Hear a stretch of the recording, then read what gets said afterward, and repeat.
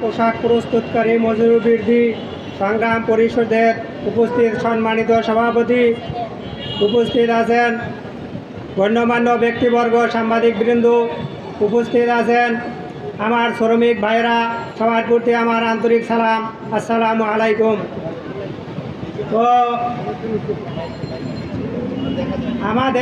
আমাদের সেক্টরে বড় একটি সমস্যা হলো বাজারের দর বৃদ্ধির সাথে সাথে আমাদের শ্রম মূল্য এখনও বাড়ে নাই।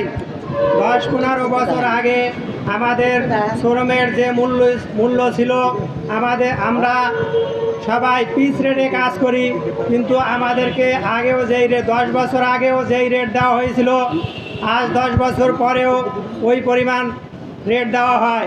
আমাদের 1 টাকাও রেট বাড়ে নাই, কিন্তু বাজারের মূল্য দ্বিগুণ থেকে 3 গুণ বেড়েছে 10 বছরে। তাই আমাদের আহ্বান থাকবে বাজারের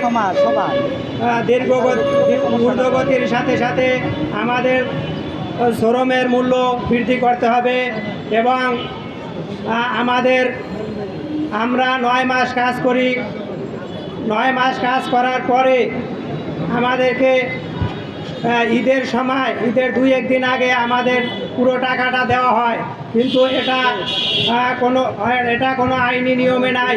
কিন্তু আইনের নিয়ম অনুযায়ী আমাদের প্রতি মাসের পুরো টাকা 7 তারিখে পরিশোধ করার জন্য আহ্বান করব আমি।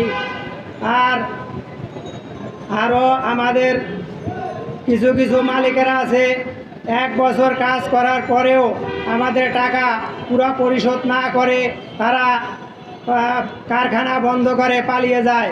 এবং কিছু মালিক আছে, তারা আমাদের টাকা কিছু দিয়া আর বাকি টাকা দেয় না। তাই আমি আহ্বান করব এই সব সমস্যা থেকে আমাদের উত্তোলন হতে হবে। এবং এই বলে আমি আমার বক্তব্য শেষ করছি। খোদা হাফেজ।